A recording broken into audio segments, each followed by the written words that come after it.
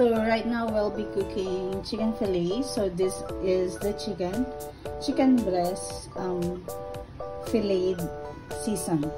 Yeah, with salt, pepper, and calamansi. And then you have your regular all-purpose flour. Then you have 2 beaten eggs. And you have, of course, my favorite breadcrumbs, panko or Japanese breadcrumbs.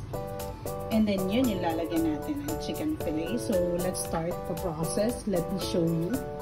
So you just get the chicken fillet. This one. So you get this one. Put it in, cover it in flour. Make sure na lahat covered. And then, you need to shake it off.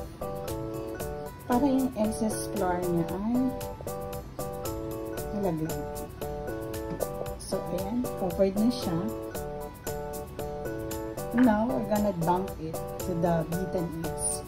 Siyempre, my hands are clean before I did this. Make sure na fully covered siya ng eggs. Patuyuin lang natin and then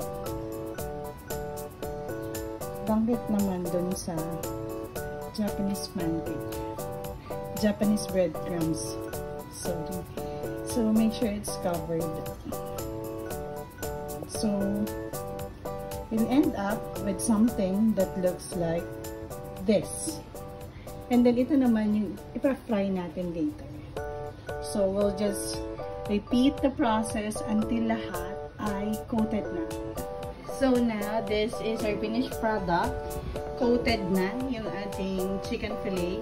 And now we're heating off our frying pan para iprito siya.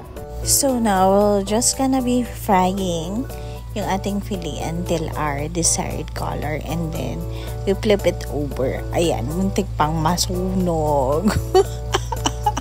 Uy! Now, to do the gravy, you'll just be sauteing garlic and onions until it's translucent. And then after, we'll use the excess flour as roux. Lalagay lang tayo ng excess flour kanina. As roux. Napadami yung excess flour. Pero okay lang yun. So just mix it.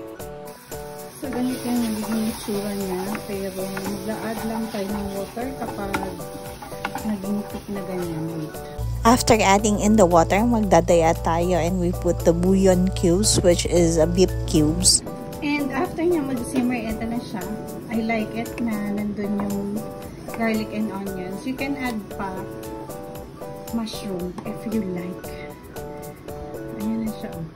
You can sift it kung ayaw mo nang may particles. Pero I like it this way. Ayan na yung tamang consistency. And now we're plating and we'll do the taste test. Tada! Ito yung to-go-to food ko kapag may bisita kami and marami na nakatigim yan. Masarap yung fresh hint ng calamansi dun sa chicken. Para siyang KFC. To die for. I hope nag-enjoy kayo and nagutom!